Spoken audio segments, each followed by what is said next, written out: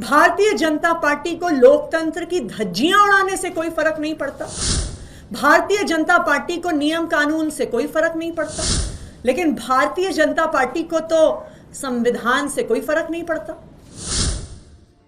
दिल्ली की सीएम आतिशी ने कहा कि बीजेपी को संविधान और लोकतंत्र की धज्जियां उड़ाने से कोई फर्क नहीं पड़ता। बीजेपी के एलजी साहब के आदेश पर एमसीडी कमिश्नर बैठक बुलाते हैं, जबकि उनके पास ऐसा कोई अधिकार ही नहीं है।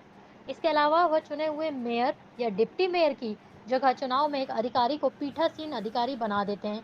यह लोकतंत्र और संविधान की हत्या है। लेकिन भारतीय जनता पार्टी को तो संविधान से कोई फर्क नहीं पड़ता। भारतीय जनता पार्टी को नियम कानून से कोई फर्क नहीं पड़ता। भारतीय जनता पार्टी को लोकतंत्र की धज्जियां उड़ाने से कोई फर्क नहीं पड़ता। और लोकतंत्र, संविधान और कानून की धज्जियां उड़ाते हुए एलजी साहब के पास पावर ना होते हुए एक आईएएस अफसर जो कमिश्नर है उसके पास मीटिंग बुलाने की पावर ना होते हुए एलजी साहब आदेश देते हैं। कमिश्नर वो आदेश मानते हैं, बिना पावर हुए, बिना किसी कानून, बिना किसी संविधान में कमिश्नर की पावर हुए वो कॉरपोरेशन की मीटिंग बुलाते हैं, चुनाव करवाते हैं और एक चुने हुए मेयर या डेप्यूटी मेयर की जगह एक आईएएस अधिकारी, एक एडिशनल कमिश्नर को प्रिजाइडिंग ऑफिसर बना देते हैं।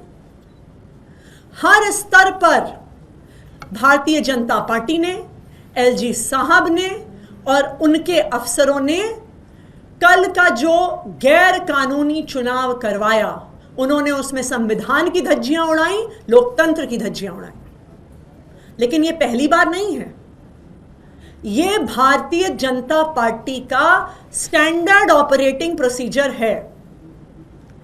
जहां जहां भारतीय जनता पार्टी चुनाव नहीं जीतती, वो बैकडोर से नियम कानून, संविधान, लोकतंत्र की धज्जियां उड़ाते हुए चोर दरवाजे से सरकार बनाने की कोशिश करती है।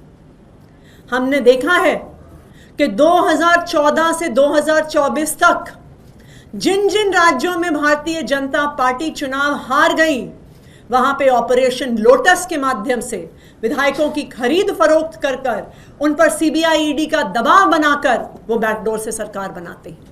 उन्होंने महाराष्ट्र में ऐसे सरकार बनाई, कर्नाटका में बनाई, मध्य प्रदेश में बनाई, अरुणाचल प्रदेश में बनाई, गोवा में बनाई, मणिपुर में बनाई।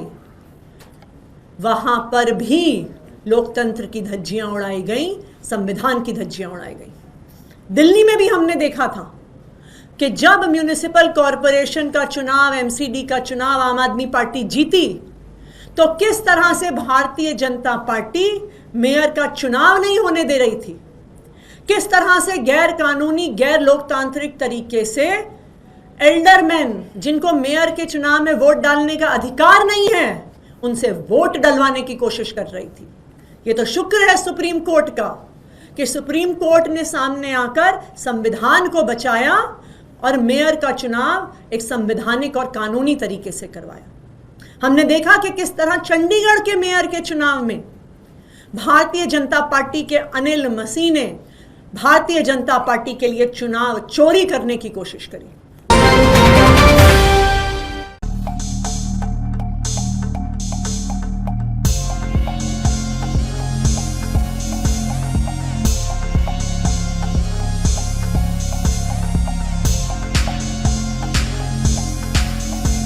JL न्यूज़, नया जमाना, नई सोच।